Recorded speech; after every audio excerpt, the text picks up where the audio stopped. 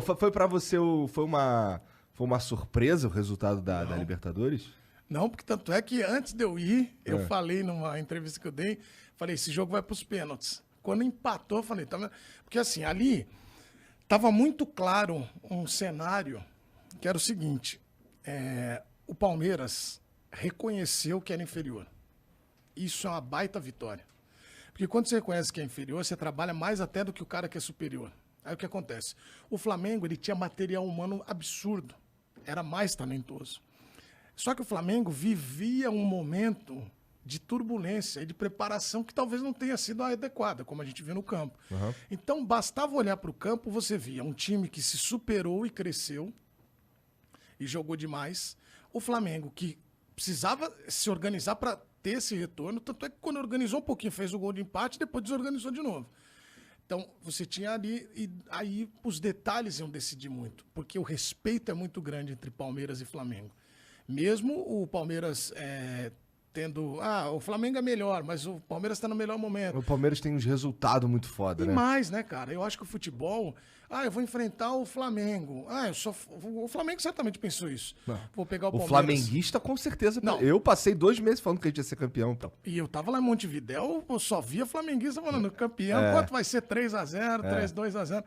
E, claro, isso faz parte do torcedor e tem que ter isso também.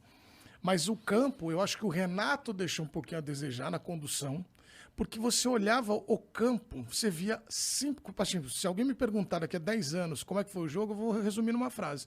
Foi o jogo de um time organizado contra um desorganizado. Foi isso. Basicamente, vocês estavam lá... É que assim, eu acompanho muito de perto o Flamengo, né? O torcedor que estava acompanhando o dia a dia do Flamengo estava muito mais preocupado com esse jogo, porque sabia que metade do time estava totalmente baleado fisicamente. Você ia acompanhando o jogo, você sabia. Aquele jogo do Bruno Henrique contra o Corinthians, ele fez um sacrifício ali que talvez não compensou. Perfeito. Não, definitivamente não compensou, porque a gente não ganhou o Campeonato Brasileiro, então aquele jogo não valeu nada.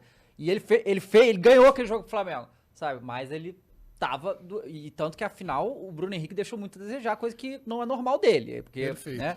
O Felipe Luiz não devia nem ter entrado.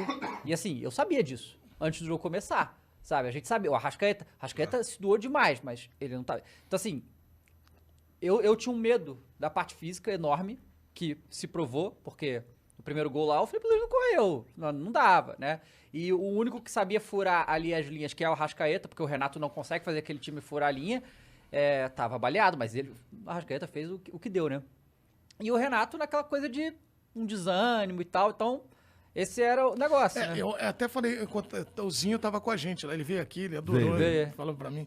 E ele tava aí eu falei, eu gosto muito, muito de conversar com os ex-jogadores, muito. Tanto é que eu tenho uma amizade muito grande com eles, com os jogadores também. Porque eu acho que a gente tem que olhar e respeitar muito a trajetória desses caras, porque eles vão te oferecer uma visão que você não tem. Eu nunca bati pênalti no Maracanã lotado, Claro. nunca fui campeão, nunca perdi título. Esses caras têm. E aí, quando me perguntam até, como é que você enxerga eles trabalhando? Eu acho muito bom, porque eles vêm com isso e a gente pode oferecer o quê? A nossa comunicação, a dinâmica de entrega de material no produto e, um casamento perfeito. Aí eu falei, Zinho, sabe o que eu tô achando, cara? O vestiário do Flamengo vai ser ruim de lidar. Aí ele falou, por quê? Eu falei, não é polêmica, nada.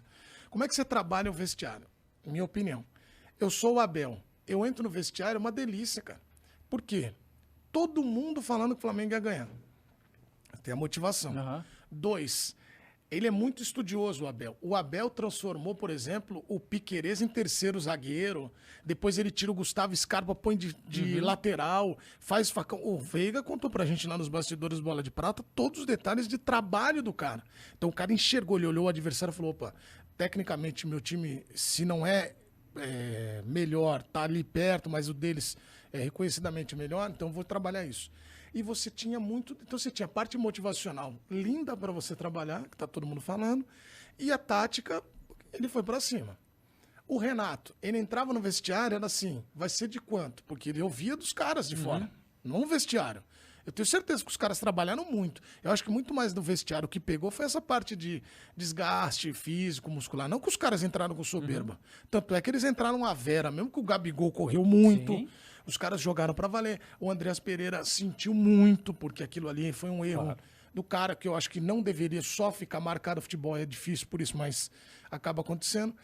E aí o Renato também tinha a polêmica do jogo anterior. Do Grêmio lá, né? O Abel também tinha, porque eu tenho um amigo palmeirense que falou assim, foi campeão, mas não rebaixou o São Paulo. Pô, o que deixa o cara ser campeão? Porra, caralho. Vai pensar isso, mas o palmeirense é assim, o torcedor é assim, tem que ser. Só que o Abel veio pro vestiário também carregando isso. Os que eu tô tomando porrada no Brasileiro, agora eles vão ver. O Renato, ele sentiu o jogo contra o Grêmio, porque ali começaram a falar, ainda acho que injustamente, sobre a questão ética da pessoa, que eu acho que é uma coisa que, pô, ninguém pode provar ali. Mas assim, isso aí, cara, é muito sério. Se uma coisa dessa for comprovar, é muito sério, mas isso é coisa de torcedor, tá ligado? Claro. Você não pode fazer uma acusação dessa, sabe? Só que você pode ter certeza que entrou no vestiário, ele Claro, com o Renato abatido, claro. pô. Então, aquilo tudo, e a parte tática, o Renato também tinha que provar.